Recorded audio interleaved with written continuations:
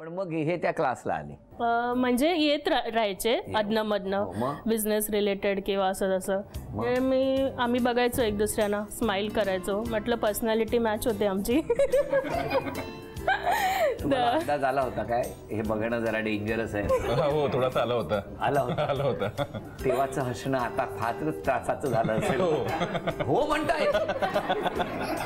मग आमचे आनंद सर आहे आणि त्यांची मिसेस आहे श्वेता मॅम, त्यांच्याकडे मी रेकीचं पण ट्रेनिंग घेतलेलं आहे. रेकी, तर ते रेकी मास्टर आहेत. तर त्या दोघांनी मिळून मग असं त्यांना वाटलं की मग हे हसतायत एक दुसऱ्यांकडे, काहीतरी मनामध्ये आहे ह्यांच्या पण, आणि चांगलं जुळेल दोघांचं असं म्हणजे त्यांना मनामध्ये एक तेव्हा असं वाटलं.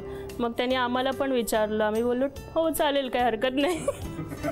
बरं, मग तुम्ही त्यांना प्रपोज केलंच नाही? तुम्ही पण नाही यांना प्रपोज केलं, पण तुम्हाला अंदाज आला होता की असं काही घडणार आहे? का हो, असं काय होतं? ते आतापर्यंत मुलींशी बोलायचेच नाही, प्रपोज करणं दूरची गोष्ट आहे. का हो? असं काय नाही, पण नॉर्मल पहिल्यापासून मी शांतच होतो, त्याच्यामुळे जास्त कधी कुठल्या गोष्टींमध्ये पडलो नाही. मी धडपडत राहायची काय. ज्यांची मुलं लहानपणी खड्ड्यात पडतात ती पुढे प्रेमात पडतात, हे लक्षात ठेवा. जिथे जिथे पडण्याचे धोके आहेत, आईने तिथपर्यंत गेली, फक्त अकाउंटन्सीच्या तिकडे जर अकाउंट मॅच करताना गडबड झाली. बरं, मला विचारायचं, मग घरात जनरली मुलींना कामं असतात, म्हणजे आम्ही सुद्धा लहानपणी होतो, मुलांना पण कामं असतात, तशी तुम्हाला काही कामं सांगितली जायची घरातून? मी एकुलती एक मुलगी असल्यामुळे मला कामं करायला लागायची, बाहेरनं हे आण ते आण, काय ना काय आण. इवन मी त्यांची मुलगी म्हणजे एक मुलाप्रमाणेच आहे. इवन घरात काही पण कामं असू दे, म्हणजे इलेक्ट्रिशियनला बोलवणं किंवा काही पण, ते जे मुलं करतील ते सगळं मी. तुमच्या बाबतीत काय हो?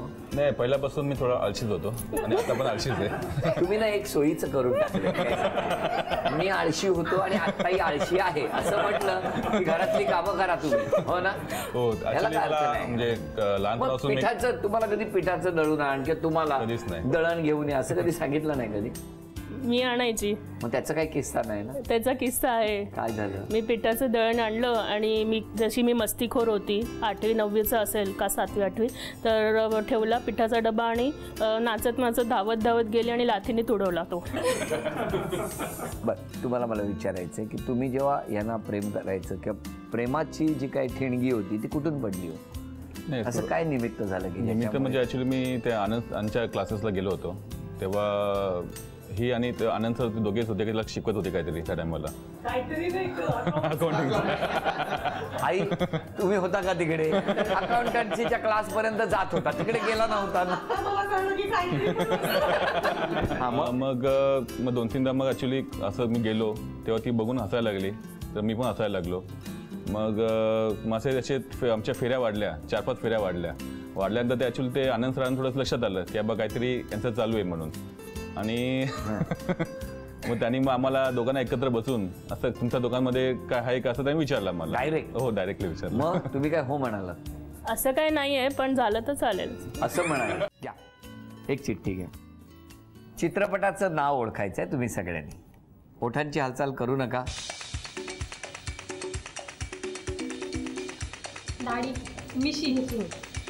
बोलायचं नाही. हिंदी. अभिनंदन. खरं तुम्ही ना बाजीराव मस्तानीची आठवण मला मागाशी आली होती. प्रत्येक वेळेला तुम्ही असं असं जे काय करत होता ना, हे पहिलं बक्षीस तुम्हाला मिळालं. थँक्यू. दुसरी चिठ्ठी गाणं आहे, गाण्याचा अभिनय. मराठी गाणं आहे, ओळखा सगळे. बोलायचं नाही. मराठी गाणं बोलायचं नाही.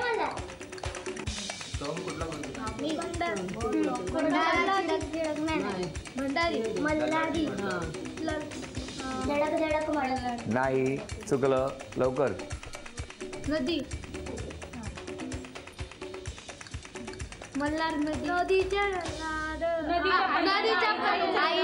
म्हणा म्हणा म्हणा. कसं आहे? नदीच्या पल्लाड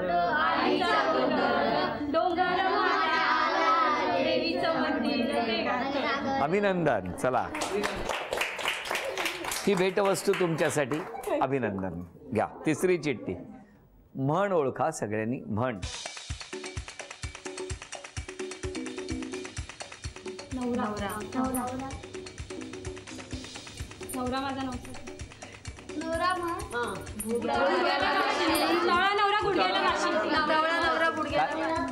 नवरा गुडघ्याला बाशी. अभिनंदन. हे घ्या. हे का दिलंय माहितीये का? इंडक्शन पटकन तापतं म्हणून. केप्रकडून ही भेटवस्तू तुमच्यासाठी. घ्या. मला सांगा तुमच्या 3 अपेक्षा सांगा हो मिस्टरांकडून. हा रात्री उशिरापर्यंत म्हणजे किती दमला असला ना तरी 2-3 वाजेपर्यंत कॅम्प्युटरवरती काम करत असतो. मी त्याला म्हटलं अरे आराम कर, कारण का सकाळी पण लवकरच उठतो तसा, म्हणजे त्याची झोप उडलेलीच असते. तुमचं काय म्हणणं आहे? काम कमी केलं पाहिजे थोडं, म्हणजे शरीराला आराम. म्हणजे हा काय म्हणतो की 5 तास झोप गरज आहे तर 5च तास झोपायचं. असं करू नका हो. जरा ऐका, ती अपेक्षा पूर्ण होणार आहे का कधी? हा म्हणजे 10 मिनिटं कमी करू नका, जरा जास्त. दुसरी अपेक्षा. हा माझ्या पाठी खूप लागलेला असतो, मला योगा कर मला जमत नाही. चुकीची अपेक्षा नाहीये ना. अपेक्षा चांगली आहे आणि ते पाठी लागले म्हणून तर हा योग आला ना. तिसरी अपेक्षा. नाही, जसं आहे तसंच मला आवडतो, त्याच्या पुढे काही अपेक्षा नाहीये. तुमच्या 3 अपेक्षा. पहिली अपेक्षा मला सांगितली, तुम्ही काम करताना कामाचं जास्त प्रेशर घेऊ नये, कामाच्या पेक्षा तब्येतीला पण जपावं. दुसरी अपेक्षा. दुसरी अपेक्षा बाकीच्या नाही कोणत्या, बडबड थोडी कमी असावी. म्हणजे होणार आहे का हे कमी? नाही काय होतं, ती कोणावरती सरळ डायरेक्ट विश्वास ठेवते. म्हणजे हां, म्हणजे आताच्या याच्यामध्ये कधी कधी सगळीच जण सारखी नसतात. थोडं नेहमीच मला सांगत असतो, म्हणजे थोडंसं ते हे कर. त्यांनी तेव्हा विश्वास ठेवला म्हणून तुम्ही त्यांना मिळालात. 12 वर्ष झाले ना. तिसरी अपेक्षा काय? तिसरी अपेक्षा तशी काही नाही.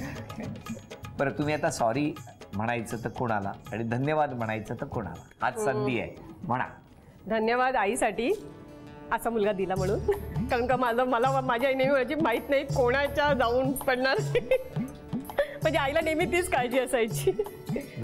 आईसाठी धन्यवाद, कारण का खरंच सचिन खूप चांगला आणि त्यांनी मला एक चान्स दिला की म्हणजे लग्नाला होकार देणं तेच मोठं माझ्यासाठी होतं. त्यासाठी धन्यवाद. आणि सॉरी वहिनींना, कारण का मी कधीतरी रागून त्यांना पटकन बोलून जाते, त्याच्यामुळे खरंच त्यांच्यासाठी सॉरी. कारण का मनात काही नसतं माझ्या, पण असं होतं कधी कधी, पण नंतर मी सॉरी बोलते. पण तेव्हा म्हटलं त्यावेळेसाठी राग मानू नये. जाऊबाई, ते त्यांना माहिती आहे. आणि धन्यवाद कोणाला द्या? धन्यवाद माझ्या फॅमिलीलाच पूर्ण, म्हणजे माझे भाऊ, आता मोठे दीर वगैरे नाही आहेत, आणि मोठे म्हणजे नंदेचे मिस्टर वगैरे, त्यांना धन्यवाद म्हणेन. कारण का ते खरंच म्हणजे मी रागवली असेल वगैरे, म्हणजे मी रागवले ना की आणि मला उपयोग सांगितलं शांत राहायचा. पण ते शांत राहिले ना, नंतर मग ते मला समजून घेतात, पण माझ्याशी बोलतात की काय प्रॉब्लेम आहे. अशी फार कमी फॅमिली मिळते. छान फॅमिली मिळाली. खूप छान, खरंच खूप चांगलं. म्हणजे मी कधी अपेक्षाच नाही ठेवू शकली असती. म्हणजे शाळेत मी तुझ्या ठिकाणी असती ना तर मी त्यांना सोडून तुम्ही सॉरी कोणाला म्हणाल आणि धन्यवाद कोणाला? मी सॉरी म्हणेन आईला, माझ्या मोठ्या भावाला, माझ्या चुलत भावाला. ठीक आहे, कारण की मी त्यावेळी त्यांच्या ज्या अपेक्षा होत्या त्या मी पूर्ण नाही करू शकलो. आणि धन्यवाद मी त्यांनाच देईन. म्हणजे पहिलं धन्यवाद, कारण की त्यांनी माझ्यासाठी खूप केलं आणि त्यांच्याच प्रयत्नामुळे आमचे लग्न जमू शकलं. आणि दुसरं मी धन्यवाद देईन म्हणजे आता ज्यावेळी कामं करत होती आणि माझ्या मुलाला सांभाळणाऱ्या गृहिणीताई म्हणून होत्या. एक आमच्या म्हणजे आम्ही दोघंही वर्किंग होतो आणि अक्षरशः म्हणजे माझ्या 6 महिन्याचं बाळ त्यांनी इतकं छान सांभाळलं की आज माझा मुलगा त्यांना मम्मी पप्पा आणि आम्ही आई बाबा आहोत. आणि आधी ते वा, त्यांची आठवण काढल्याबद्दल तुम्हाला धन्यवाद. कसा दिला नंबर? 9920. असू दे, नाही तर आता फोन सुरू होते. मला कळलं, हा नंबर दिला तर उद्या अजून फोन सुरू व्हायचे. तुम्ही कुठून फोन करायचे मग? मोबाईल नव्हता तर? पप्पाचा फोन मधून नाही तर PCO मधून. पप्पाच्या फोन मधून? पप्पा हे माहिती होतं तुम्हाला? कळतंय ना आज काय काय चाललेलं?